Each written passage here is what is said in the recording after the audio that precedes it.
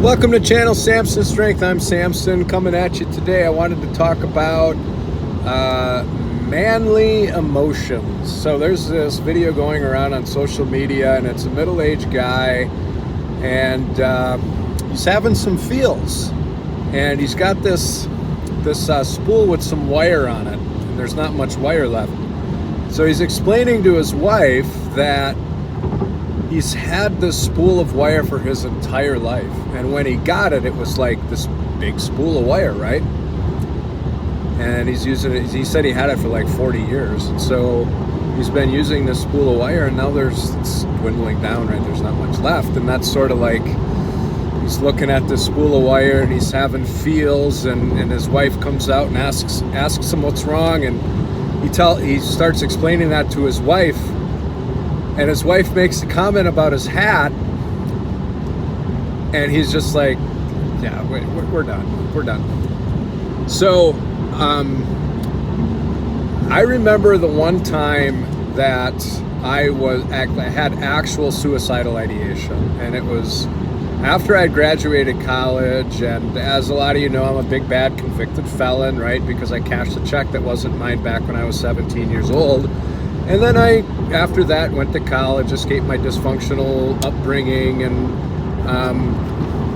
went to college and graduated with honors and high distinction, and then went on to start a business and all of that. So I needed a job, and I'm just getting turned down for job after job. Just kept shutting their doors on me, which wasn't expected, because everybody's telling me, oh, you're gonna have a degree, and then so.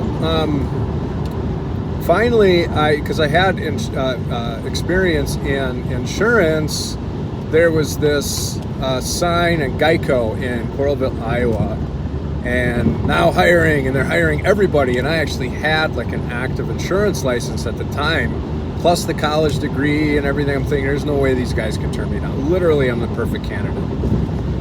And so I applied, I went, I dressed up nice, submitted everything, letters, and the whole spiel. Got a letter, no thank you for your interest, but and that was it. And I'm like, I was hopeless. I felt just defeated. Obviously, I did not kill myself, because I'm still here, and went on. I started a business and did really well. So when my business started going under, or when it became apparent that the business that I had been running independently for a decade was going to, wind down and dissolve, I started going back in my mind and in my heart and my feels. It started going back to what it was like when I had to look for a job, and it sucked. And so I expressed this to my wife, Eliza, at the time, and I'm like, look, here's what happened to me, and here's what's happening now, and this is how I feel. She turns her back on me, walks away, and as she's walking away, she mutters under her breath, I hear her plain as day, I need a real man, she says. Yeah, she's too good for me. She left, she went away. Good for her, I hope she's happy.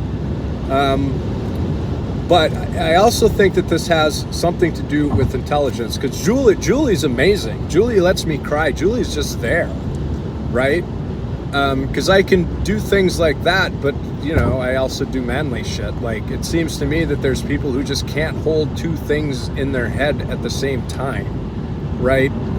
Like, hey, I can send this guy off to battle, and he can chop off heads with a fucking scimitar, but then he can come home and cry about it. And Julie appreciates that. Julie's also a genius, right? And I think that's a big difference, because the worst was my fiance after the marriage, right? And she just, would not let me emote at all. And really, when I think back about that, she was the dumbest partner, the dumbest romantic partner I've ever had. So her IQ was, double digits, below average, and that's just But I left my wife and kid for her, and so it was so embarrassing, that failure. But anyway, props to Julie. She lets me cry. She lets me laugh. She lets me, man. She lets me live. She helps me live. She's amazing. That's an Old Testament kind of love right there. I got the sun in my eyes. Going home, baby. Keep it Old Testament. Mwah.